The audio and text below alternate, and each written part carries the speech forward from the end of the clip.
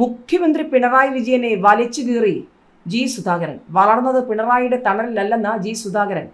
താൻ വളർന്നത് പിണറായി വിജയന്റെ തണലിലാണെന്ന വാദത്തെ എതിർത്ത് മുൻമന്ത്രി ജി സുധാകരൻ 63 വർഷം കമ്മ്യൂണിസ്റ്റ് പാർട്ടിയിൽ പ്രവർത്തിച്ചു.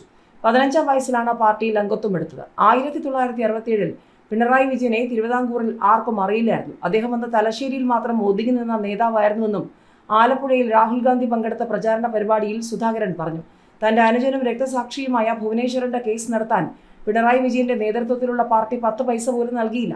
വീട്ടിലെ ആഞ്ഞിലി മരം വെട്ടിവിറ്റ പണം കൊണ്ടാണ് കേസ് നടത്തിയത്. ഏറ്റവും വലിയ മതനിരപേക്ഷ പ്രസ്ഥാനമായ കോൺഗ്രസിന്റെ പിന്തുണ സ്വീകരിക്കുന്നതിൽ ഒരു തകരാറുമില്ല. തമിഴ്നാട്ടിൽ DMK നേതൃത്വത്തിൽ CPM, CPI, കോൺഗ്രസ്, മുസ്ലിം ലീഗ് ഐക്യമാണ്. അങ്ങനെയാണ് 15 MLA-മാരെയും 4 MP-മാരെയും കിട്ടിയത്. കേരളത്തിൽ മാത്രമാണ് UDF, LDF മത്സരമുള്ളത്. ഇവിടെ അധികാരത്തിലിരിക്കുന്ന മുഖ്യമന്ത്രി പിണറായി വിജയന് ഒരു MP-യെ മാത്രമാണ് വിജയിപ്പിക്കാനായത്. 2004-ൽ 64 MP-മാരുണ്ടായിരുന്ന സ്ഥാനത്താണ് ഇപ്പോൾ 6 MP-മാരായി ചുരുങ്ങിയത്. ഇതിൽ വലിയ പങ്ക് പിണറായിക്കുണ്ടെന്നും അദ്ദേഹം പറഞ്ഞു. കരിങ്കൊടി കാണിച്ചാൽ ICU യൂണിറ്റിലേക്ക് പോകുന്ന സ്ഥിതി ഉണ്ടായെന്ന വീണ ജോർജിനെ പരിഹസിച്ച് ഐഷ പോറ്റി. സ്ത്രീകൾ അവഹേളിക്കപ്പെടുന്ന നമ്പർ 1 സംസ്ഥാനമായി കേരളം മാറിയതായി CPM വിട്ട് കോൺഗ്രസിൽ ചേർന്ന UDF സ്ഥാനാർത്ഥി ഐഷ പോറ്റി. CPM തന്നെ മനസ്സിലാക്കിയില്ലെന്നും പാർട്ടിക്ക് വളർച്ച ഉണ്ടായപ്പോൾ ഐഷ പോറ്റി ആവശ്യമില്ലെന്നും ഐഷ പോറ്റി കൂട്ടിച്ചേർത്തു. കരിങ്കൊടി കാണിച്ചാൽ ICU യൂണിറ്റിലേക്ക് പോകുന്ന സ്ഥിതി ഉണ്ടായെന്ന മന്ത്രി വീണ ജോർജിനെയും ഐഷ പരിഹസിച്ചു. CPM തന്നെക്കൊണ്ട് VRS എടുപ്പിച്ചെന്നും പാർട്ടി വിട്ട മറ്റുള്ളവരെ CPM വിമർശിക്കുന്നില്ലെന്നും ഐഷ പോറ്റി പറഞ്ഞു. നന്മ വേണം. സൈബറിടത്തിൽ തന്നെ ആക്രമിച്ചാണ് CPM-ന്റെ ഇലക്ഷൻ വർക്ക് നടക്കുന്നത്. സമൂഹ മാധ്യമങ്ങൾ വഴി വ്യാപകമായി അധിക്ഷേപം നടക്കുന്നു. പോലീസിൽ പരാതി നൽകി. മന്ത്രി പരാതി നൽകിയപ്പോൾ അപ്പോൾ തന്നെ നടപടി ഉണ്ടായെന്നും ഐഷ പോറ്റി കൂട്ടിച്ചേർത്തു. തെരഞ്ഞെടുപ്പ് ഫലം CPM സംസ്ഥാന സെക്രട്ടറിക്ക് കരുതി വച്ചിരിക്കുന്നത് എന്താ? MV ഗോവിന്ദന് മുന്നിലെ സാധ്യതകൾ. നിയമസഭാ തെരഞ്ഞെടുപ്പ് ഫലം നിർണായകമാകുന്ന നേതാക്കളുടെ മുന്നിലെ സാധ്യതകൾ വിശകലനം ചെയ്യുന്ന ചർച്ചകൾ സജീവമാവുകയാണ്.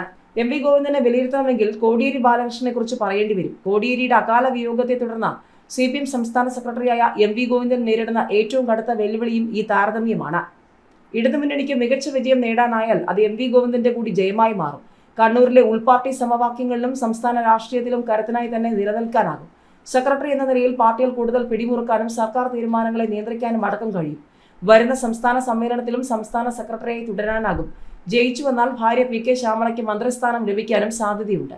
ഇടതുമുന്നണി പരാജയപ്പെട്ടാൽ അതിന്റെ മുഖ്യ ഉത്തരവാദിത്വം പിണറായി വിജയനാണെങ്കിലും മുഖ്യ പഴി കേൾക്കേണ്ടി വരിക MV ഗോവിന്ദനാകും.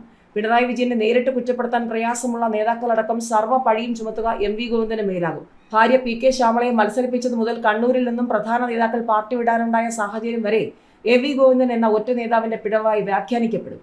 പരമാവധി പോയാൽ അടുത്ത സംസ്ഥാന സമ്മേളനം വരെ പാർട്ടി സെക്രട്ടറി സ്ഥാനം നിലനിർത്താനായേക്കും. ചിലപ്പോൾ അതിനു മുൻപ് തന്നെ ഒഴിയേണ്ടിയും വരാം.